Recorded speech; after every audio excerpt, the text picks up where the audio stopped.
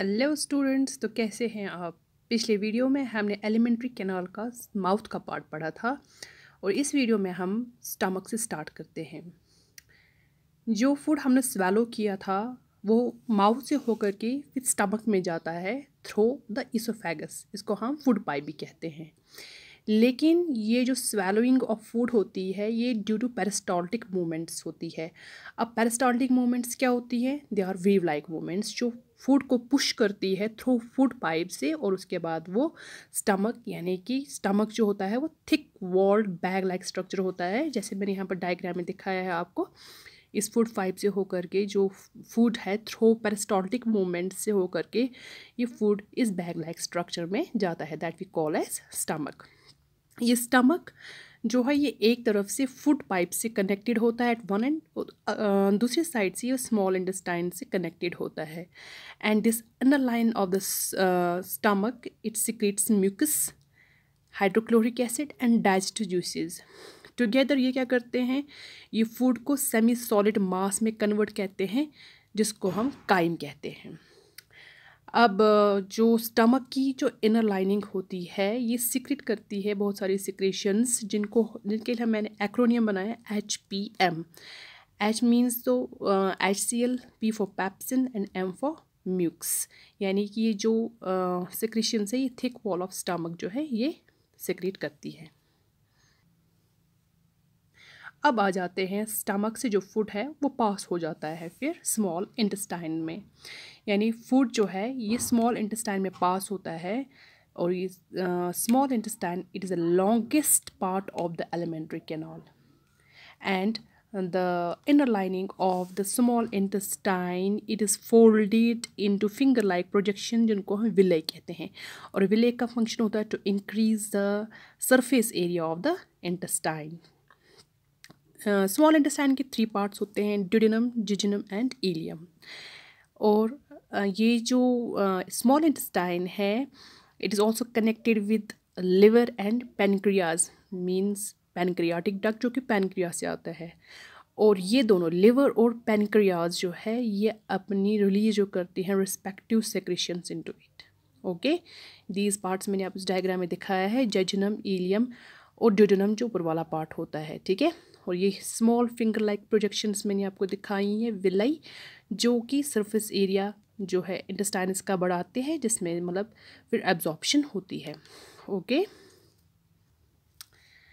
लो अब फूड पहुंच गया लार्ज इंटेस्टाइन में। अब लार्ज इंटेस्टाइन के, जी हाँ, लार्ज इंटेस्टाइन के 2 रीजन्स होते हैं, colon and rectum. At the base of the column, a small finger-like outgrowth is seen and is called appendix. यहाँ पर देखिए, it's an outgrowth, इसको हम appendix कहते हैं। And जो rectum है, it opens into the anus. Anus के जो होते हैं वो foldings होती हैं, inner and outer, इनको हम sphincters कहते हैं। And they help in the exiting of food from body, यानी जो waste होता है वो आउटसाइड द बॉडी एक्सपेल करने में ये स्फिंक्टर्स जो होते हैं दे हेल्प इन इट। अब हम अपनी नज़र दौड़ाते हैं डाइजेशन ऑफ फूड।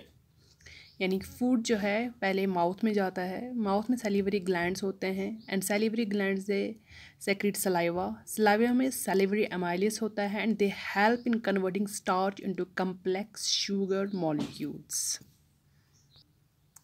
उसके बाद जो फूड है वो स्टमक में जाता है। अब स्टमक वॉल जो है ये सीक्रेट करता है HPM।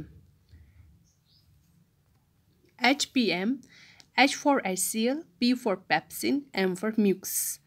HCl क्या करता है, ये मीडियम को एसिडिक बनाता है, क्योंकि जो ये पैप्सिन जो एंजाइम है ये इसी एसिडिक मीडियम में काम करता है and it digests protein, that means digestion of proteins. And mucus का क्या काम होता है, जो म्यूकस होता है क्योंकि एसिडिक मीडियम होता है तो स्टमक की वॉल को ख़तरा भी हो सकता है, भाई एसिड है, इसलिए जो म्यूकस है ये प्रोटेक्शन फ्रॉम HCl देता है स्टमक वॉल को।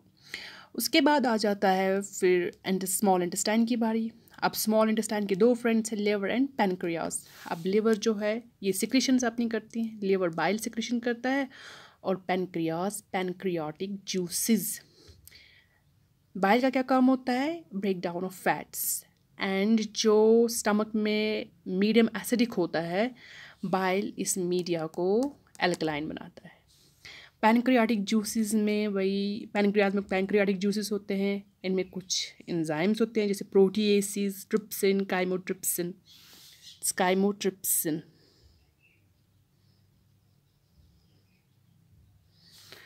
अब इनका क्या काम होता है, ये डाइजेशन ऑफ प्रोटीन्स में हेल्प करते हैं। बस इतना ही नहीं होता है, पैनक्रियाटिक लाइपेज भी पैनक्रियाज सेक्रेट करता है। पैनक्रियाटिक लाइपेज फैट्स डाइजेशन में हेल्प करते हैं।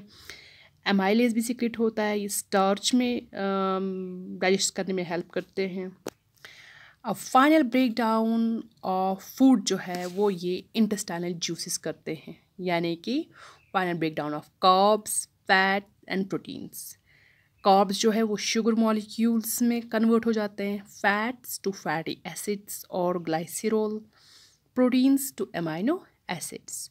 देखो, जो best and fine part of digestion है वो स्मॉल इंटेस्टाइन में ही होता है, यानी हम ये भी कह सकते हैं ये complete digestion of food takes place in small intestine. Start होता है माउथ से और लगभग हम कह सकते हैं ऑलमोस्ट जो फाइन डाइजेशन होती है वो स्मॉल इंटेस्टाइन में ही होती है।